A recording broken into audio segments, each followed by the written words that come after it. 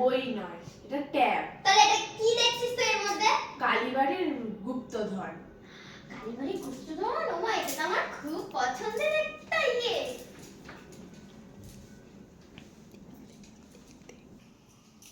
ও বাবা, এটা তো ভারত চক্রবর্তী আছে রে। হ্যাঁ, ওনারই। ওনার ইয়ে অ্যাক্টিং আমার খুব ভালো লাগে। হ্যাঁ, ওনারই। এখানে একটা বাড়িতে অনেক গুপ্তধন খুঁজে পাবে।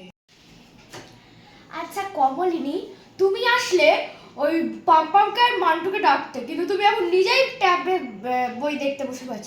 তো ওরাই তো আমাকে বসতে বললো এখানে। আমরা কখন বললাম? এখনই এলাম। দাদুর ঘরটা অনেকদিন ধরে নোংরা পড়ে রয়েছে, ঝাড় দিয়ে আস। কর। সত্যিকারের ভালো লাগে না আর। কিন্তু আমাদের কিন্তু প্রচুর সম্পত্তি ছিল। বলো না বলো, হাতি সালে হাতি ছিল। হ্যাঁ ছিল তো। এবার বলো, ঘোড়া সালে ঘোড়া ছিল।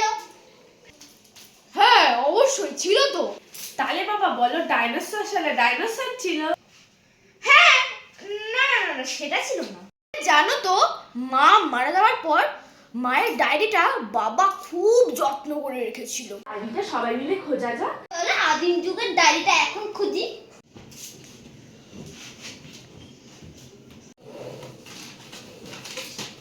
কোথায় যে গেল?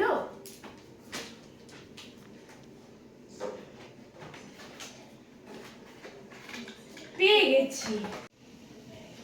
বাহ, দারুণ। তাহলে তোমাদের একটা গল্প বলি, শোনো তবে।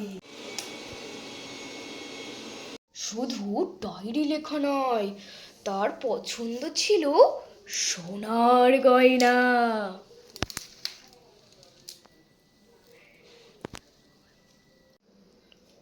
কিন্তু সেই রাতে ঘটে গেল এক অনর্থ।